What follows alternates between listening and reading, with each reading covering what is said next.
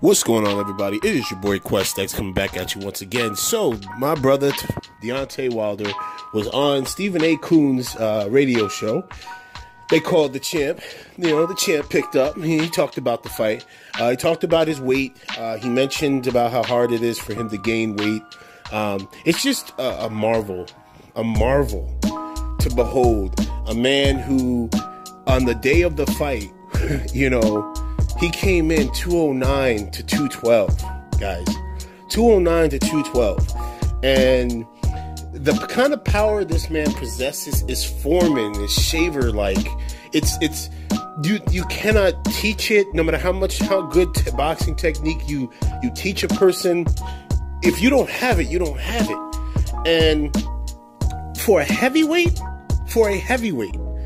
okay, that is like, it's amazing. It's amazing. It makes me wonder, like, what Wilder would have been in the era of heavyweights in the 80s. What it would have been like to see him, and then to have him have, like, say like Wilder was in the 80s with a trainer like Emmanuel Stewart.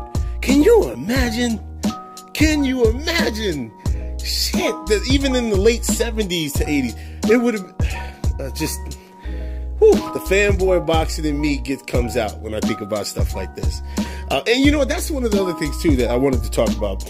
Wilder excites that inner fanboy for boxing for everyone. And it's just more credit to him. So during the interview, he was asked by Stephen A. Coon several questions, you know, talking about what he needs to do differently. You know, Wilder understands that he got to be a little bit more patient. He's got to throw his right hand a tad bit straighter, which I know he knows how to do. I've seen him do it before. He did it multiple times against Bermane Stiverne. He did it against Chris Arreola. He did it against Luis Ortiz. I know he can do that. So, you know, I understand that he was getting down on himself during the interview, talking about how he keeps playing it over and over in his head. And you know, that's good stuff I want to hear, though.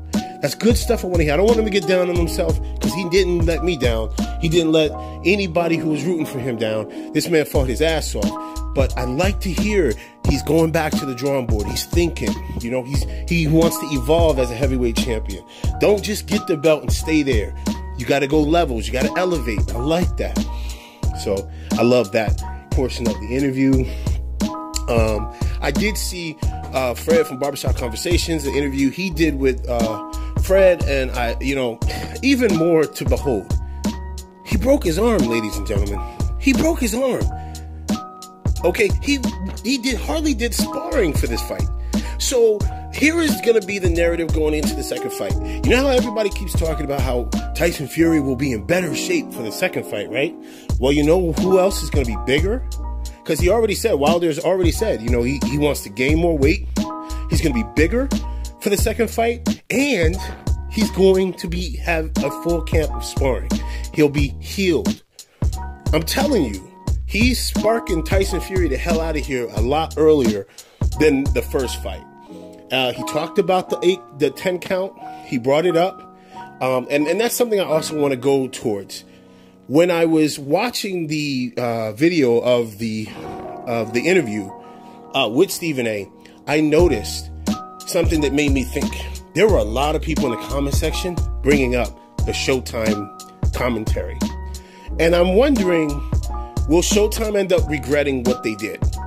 I'm also loving the fact that you see a myriad of fans who are like coming out and they're supporting Wilder. And they're like, didn't know about him, didn't know, you know, how humble of a guy he was, only seeing clips of him.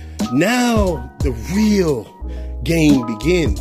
And I also love that he also said, stay the hell away, stay out of me and Tyson Fury's business, Anthony Joshua. They have no intentions. And there's so many gems in this interview.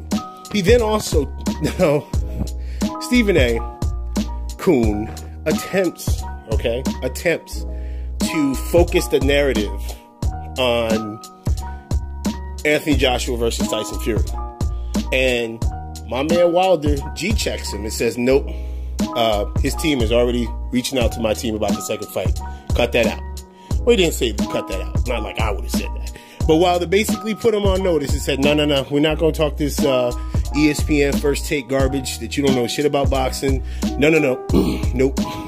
It's Tyson Fury and Deontay Wilder. They want to fight again. And perhaps a third time. So they don't want nothing to do. Tyson Fury and Wilder don't want to have nothing to do with Anthony Joshua. So he can sit his butter biscuit eating ass back over there in the UK and keep fighting lower tier heavyweights. It's your boy Quest X. I'm out.